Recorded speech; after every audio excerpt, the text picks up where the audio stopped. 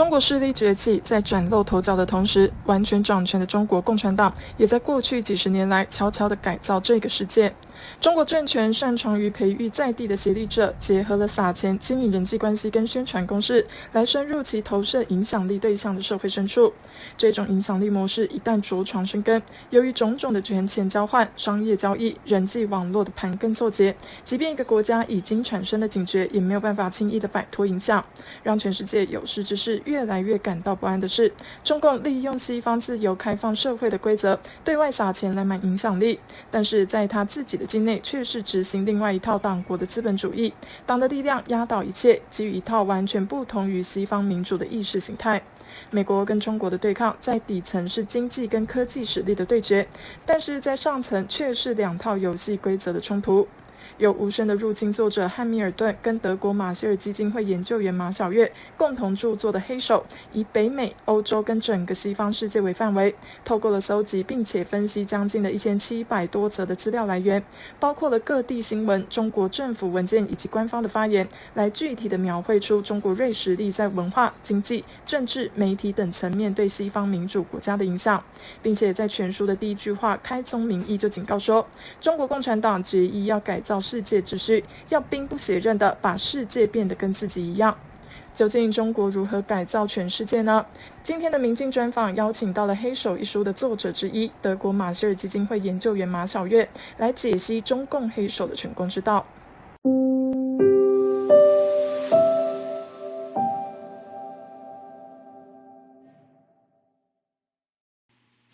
Okay, Dr. Albert, welcome to the episode of Wall Street Interview. We feel very honored to have you here. So, Dr. Albert, I know you have been doing China research for a long time. You spent years living and working in Greater China, and you've also been to Taiwan. And I noticed that you have a very beautiful Chinese name, Ma Xiaoyue. Yes. So, before we get started, would you please introduce yourself a little more? Like, how do you get involved in China studies? What field do you work on? And how do you get such a beautiful Chinese name? Thanks so much for having me here. My name is Mareike Olberg. I am a senior fellow in the Asia program at the German Marshall Fund. I am based in the Berlin office in Germany. Previously, I used to work at the Mercator Institute for China Studies at MERIX, also here in Berlin. I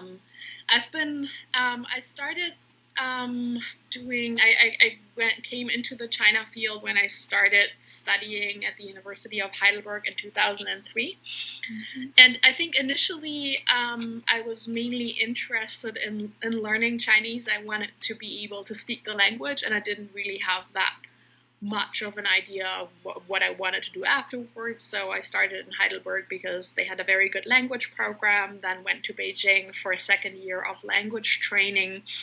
And then after I got back, I got hooked, but it was more or less by accident. I wasn't planning on researching China as a career or working on China. I've spent the last a little over 10 years on and off looking into Chinese media, official propaganda organs, especially propaganda work targeted at foreigners, 对外宣传. And that's how I also started working. That's how I started working on this broader topic of Chinese Communist Party influence and interference that I'm currently working on, and that we published the book about. That came through my work on the propaganda sector. I basically, after I came back to Germany after several years abroad in Taiwan and in the United States, I noticed that a lot of the discourse on China had changed quite significantly. Before I left, around 2012, 2013, I still had a sense that things weren't taken as seriously. And when I came back, all of a sudden, a lot of the talking points that were coming from official China were being taken up in official circles and were being circulated. And I felt like, maybe I need to go back into this topic and start doing more research on how this works. I got my Chinese name through a Chinese friend who basically helped me pick it, because, you know, as somebody who doesn't speak Chinese as a native language, obviously it's a challenge picking the right name. So I'm very grateful to my friend for helping me pick my Chinese name. Yeah, Dr. Albert, thank you for being here. And we know that you and another co-author, Mr. Clive Hamilton, published a book last year named Hidden Hand, exposing how the Chinese Communist Party is reshaping the world. And the Chinese edition was released in July. And this book, which I just finished reading this week, is very informative and remarkable. But I would say with a rather chilling message, that is, Chinese influence operations are almost everywhere around the world. And what fascinates me the most is the elite capture part. Well, according to the book, how the CCP manipulates those elites is very delicate, especially the psychological approach. I mean, Beijing targets politicians with flattery and vanity, say like how they summon the foreign diplomats. Sounds a little bit like how it works in Qing Dynasty hundreds of years ago. So would you please tell us more about this part, how the CCP manipulates those diplomats to make them become friends of the party? I mean, there are various forms of this type of elite capture, and I guess I want to start out by saying a lot of people will argue that, you know, Chinese official influence campaigns aren't very successul, kind of conflating some of the propaganda messaging coming out of China with the broader complex of influence and interference. And I agree that a lot of the messaging coming out of, for instance, China's official propaganda apparatus can be very crude and can be counterproductive at times. But I think it would be absolutely wrong, and this is also the point that we're making here in our book, to therefore dismiss the entire enterprise. And what the CCP is very good at is finding friends among foreign political elites, among foreign business elites, in basically finding, you know, common interests, or cultivating people, inviting people over early, being very nice to people, very friendly to people, and then, you know, going away with, well, remember that you have friends here, with telling them that. And there are various ways how people might start standing up more for the interests of the party. In some cases, they may actually have been compromised in a way. But in most cases, I think the party is very good at appealing to people's egos and appealing to people how they are really the only ones who understand China, and it is their job to explain China to their home governments. And this was one of the points that we made about, you know, the CCP also trying to influence ambassadors and other diplomats, which doesn't mean that all diplomats in the world are captured by the Chinese government. Far from it, right? The point we did make is that there is a bit of a pattern in the CCP and the Chinese government appealing to people's egos and to their ability, and them being the only ones who truly understand China. And that somehow often seems to lead to outcomes that are favorable to the Chinese government. Not always, but it's a fairly effective tactic, and you can use that at any level, whether that is, you know, talking to diplomats or to younger politicians, whether that is talking to older politicians coming out of government. There's also a pattern of old politicians, retired prime ministers, retired presidents, then being basically wooed by the party state and showing up in various boards of Chinese companies or in other official Chinese organizations, and then speaking up on behalf of the CCP and the Chinese government. And there's a reasonably successful pattern of winning over all kinds of political and business elites to then speak up on China's behalf. Yes, and also in the book, you mentioned an important strategy for the CCP's united front work, you scold on minor issues but support on the major ones. This applies to politicians, think tanks, and media as well. But it can sometimes be kind of confusing. I mean, for those audience who are not that familiar with the party's tricks, how do they distinguish if the politician or the media is making fair comments or doing like what we just said, scold on minor issues but support on major ones? I mean, how do we tell?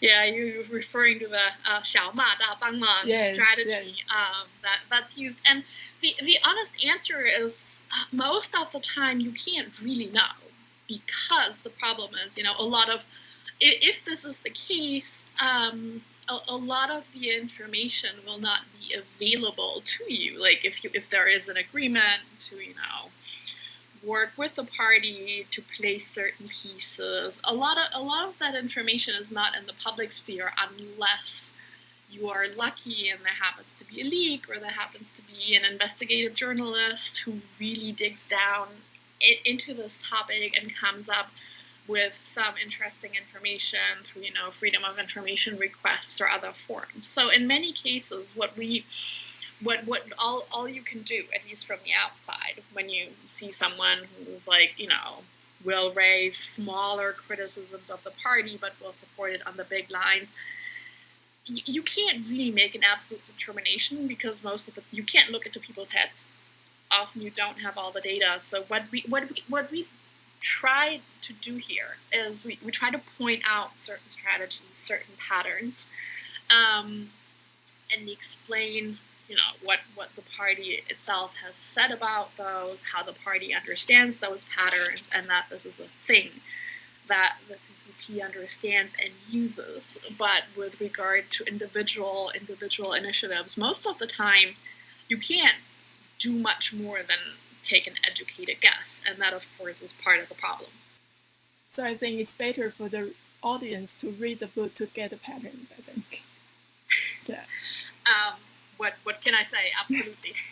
Yes, and also from the book, we know that the CCP has been doing the United Front for decades, but related discussions has emerged in recent years. So I wonder if it has something to do with Xi Jinping. Are there any difference in terms of methods and goals in overseas United Front work after Xi Jinping takes power? So Xi Jinping has basically reinforced United Front work. It's always played an important role liaising with Chinese diasporas overseas. Has always been a key part of what the party does. But under Xi Jinping, I believe first in 2015, and then again later, this work was further reinforced and strengthened because it was identified as one of the key resources for the party also to exert some influence abroad. And with that, I mean, I should mention that the United Front work is not something that only takes place outside of China. The bulk of United Front work, that is tying various interest groups, various professions, various mass organizations outside of the party to the party, whether that is, whether that is labor-related professional organizations like writers' associations, whether that is religious associations, whether that is women's associations or youth associations. That is basically all part of United Front work. But under Xi Jinping, some of the United Front work overseas, so tying in, basically extending this mass organization network more strongly overseas was reinforced. And that is in part why there's also been more focus on it recently, because one, it was reinforced, but it was also becoming in some countries such as Australia, such as New Zealand, researchers such as Anne-Marie Brady also started to pay more attention to it and started publishing on it more, and that also kicked off a lot of broader debates in other countries. So it's a mixture of actually of changes in China, changes and reinforcement of the policy, and researchers actively promoting awareness of these kinds of policies and being heard. Okay, so in addition to the analysis of the CCP's United Front work, one key point you keep emphasizing in this book is the importance to distinguish the CCP, the party, from China and Chinese people.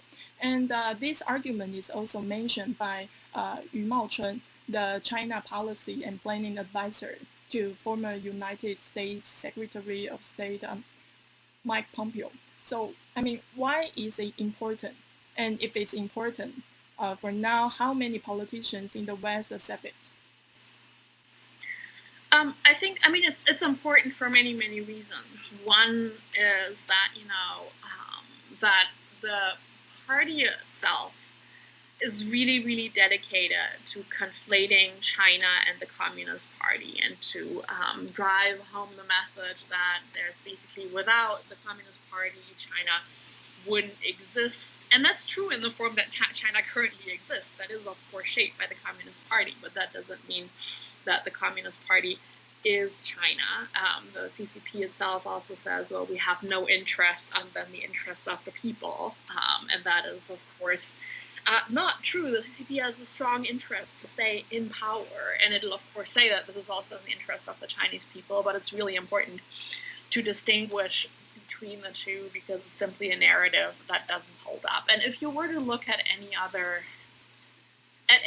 country, at any other party or at any other government in the world, the logic of that is totally clear. Any other government that would also say we fully represent our people.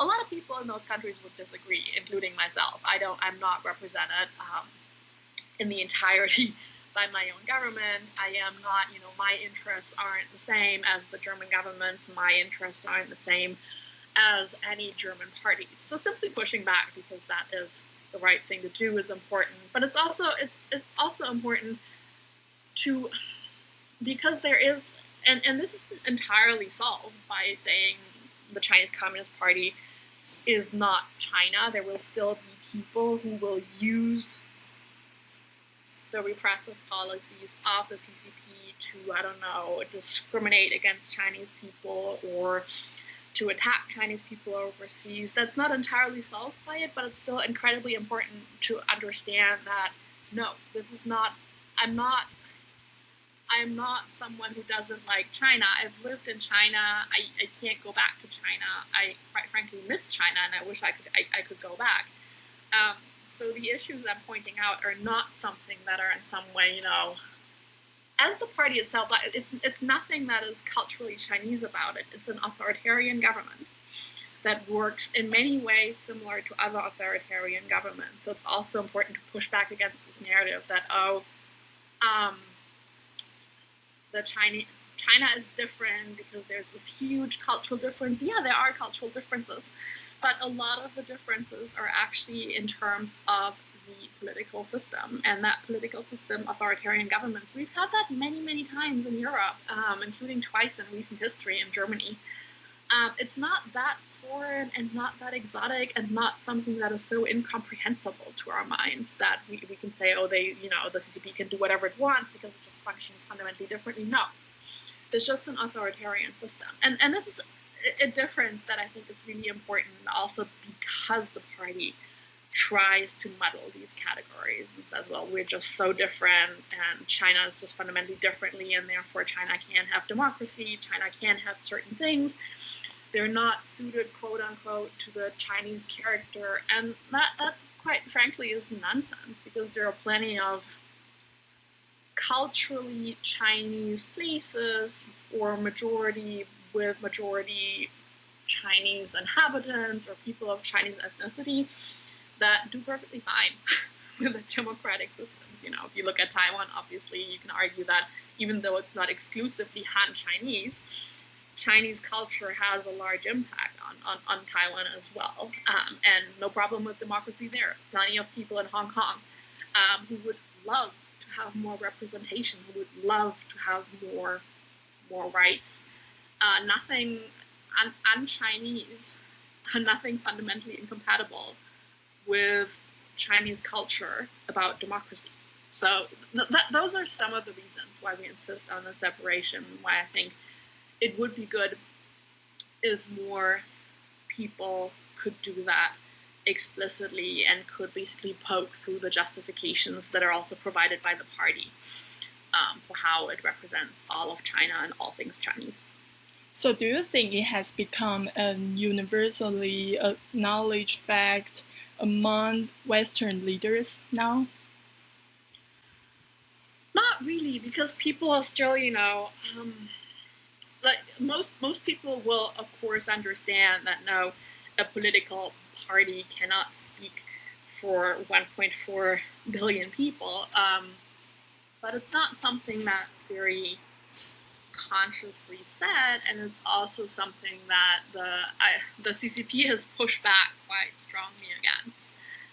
Where at some point when you would say CCP, they on Twitter would say I distinguish between that. There would actually be very vocal pushback from either official Chinese accounts or from people that I would consider affiliated with the party state to pushing back against the separation. And I don't think it's been mainstreamed quite yet, and I don't think it's fully arrived. At least here in Europe, it's not something that a lot of people would openly state, especially if they don't want to offend the CCP, because they know they will offend the CCP by stating this. So most people aren't going to say it. So just like what we mentioned, Yu Maochun, Yu Maochun is from Trump's government, and obviously Trump's China policy makes a great deal of difference to reshape how the world sees China. So how do you value Trump's China policy? If it wasn't Trump, would the world still be nice to China? I think so. I think there's a couple of things here. One is that I do think even without the Trump administration and Trump in place, there would have been changes in the U.S. China policy and in European China policy as well, because some of the issues are simply long-standing structural issues of conflict and confrontation, some of which you could already see during the Obama II administration, when you already saw the tone get more confrontational. And even though things would have played out differently under, say, Hillary Clinton presidency, I think U.S. China policy would have become a lot more confrontational. It would have looked different, but it would not have been the same as 10, 15 years ago. There would have been some of those changes because they simply reflect changing awareness in the United States. And similarly in Europe. In some ways, of course, Europe got dragged along by U.S. policy, but same here. There's an awareness and a disenchantment, including among large segments of European business that we're hoping to gain more access to China, that this not only hasn't happened, but it probably won't happen, and therefore the overall tone has also changed. There's just been too many events that have also shown Europe and the United States that they're dealing with a different China than 10, 15 years ago, and that has caused some changes. Now, again, without Trump, I think things would have looked slightly different. In some cases, I think some of the choices made by the Trump administration weren't the smartest, although overall, I think a lot of this was actually not in the wrong direction and would have been similar. But it's not the only factor here. A lot of this really is driven by changes in the overall relationship and in the overall environment, and a lot of it is frankly driven by the Chinese government's behavior.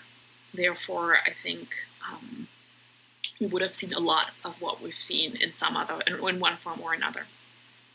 Yeah, surely the West has become more and more aware of China power.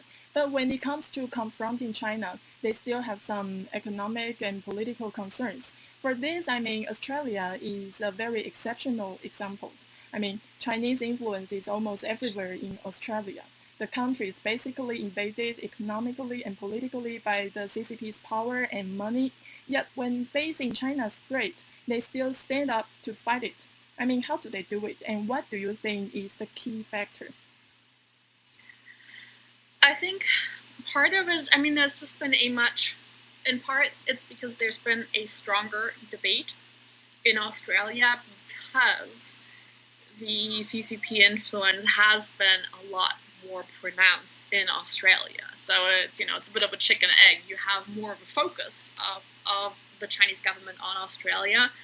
Therefore, the debate has preceded the debate in other countries. Some countermeasures, such as, foreign interference legislation, is also ahead of other countries. So it's, on the one hand, it's targeted quite strongly, but awareness has also been growing. And this isn't always a neat process. The level of debate in Australia is incredibly ugly compared to what we face here in Germany.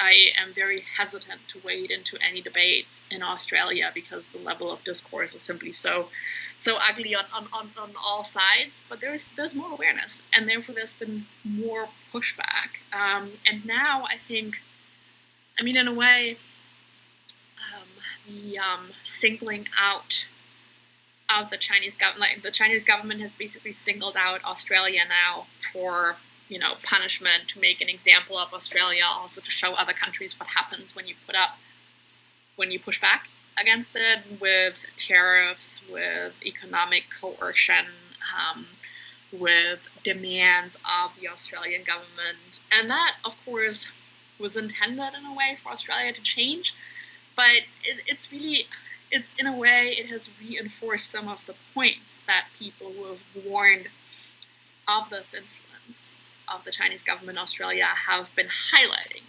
You're dealing with a very highly aggressive, expansive, authoritarian country that basically will use these coercive measures to make you fall in line, and that has caused Australia to take a more principled stance on this and to not cave, even though there's still plenty of people in Australia advocating for, let's stop. We basically don't have a chance, and we have to.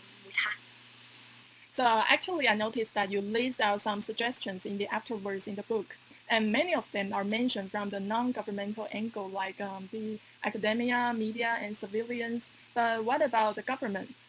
What should the countries in the world do to stop the invisible intrusion of the CCP?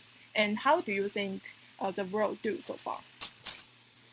I think, the suggestions we make in the book, obviously they aren't in depth, and you can say a lot more about what needs to be done. But we do put a focus on measures that we think are going to play to the strengths of democratic countries, rather than try to replicate the authoritarian model through restrictions. So most of the focus really is on getting more transparency. A lot of this is, through decent lobby registers, whether that is only foreign interest lobbies or whether that is any well-functioning lobby register, because many times it may not be enough to simply register foreign interests. So having a good and functional lobby register in place that increases transparency is a really important step. We have some such as my own country, Germany, they just basically they're trying to put a lobby register in place, but it's very weak, and it relies on a lot of it. Some of it is voluntary, and some of it will allow lobbyists to mislabel themselves. So it needs to be a really solid register, and those legal measures are something that governments can do. Governments can also, depending on the model in their country, but they do need to put up alternative funding for some of the groups and businesses, etc., and whether that is in the media, whether that is in universities, whether that's in the think tank world that otherwise might rely on Chinese funding. So they can set a basic framework consisting of legal measures that enhance transparency, that enhance free debate, that enable people to have those debates, and it can provide some money to do that, to enable civil society to actually go and investigate some of these links, to be able to push back more effectively. That's the framework that the government can give. So do you think sanction a good option? What we see the sanction between United States and China now. Do you think sanction would be a good approach? So sanctions are controversial. Obviously, a lot of people say, well, sanctions don't really make a difference. I think it depends. Actually, when I saw that the EU sanctioned several officials in Xinjiang and one institution, the Bingtuan, I thought that was good. Even though it's largely symbolic, I do think it's important to send that message to say, look, we're not gonna tag along with this. You're committing extreme human rights violations there. We're not going to go along with it. But I think the more important thing here is, if you're going to have the sanctions regime, it needs to be a little more than symbolic to actually be able to have some effect. I think in that regard, the United States is way ahead of the EU, and I don't expect the EU to go in that direction, which is fine. But I think what's also important in this regard is having overall better supply chain legislation and better export controls that can make sure that even though you may not be able to directly stop human rights violations happening in China, at least you can hold people accountable in your own country for being complicit in them. You can better ensure that your own companies are not complicit in them. And I think there is a lot actually in the sanctions, supply chain legislation, export control field that can help at least, one, reduce your own complicity, and two, impose a cost for what is being done by the Chinese government in areas and regions such as Xinjiang. I think it's important to impose a cost and to let the Chinese government know that if you're going to do this, we can't stop you, but there's going to be a cost to it, and that's going to be reduced business from our side. And I think that is definitely another area where governments can and should step up.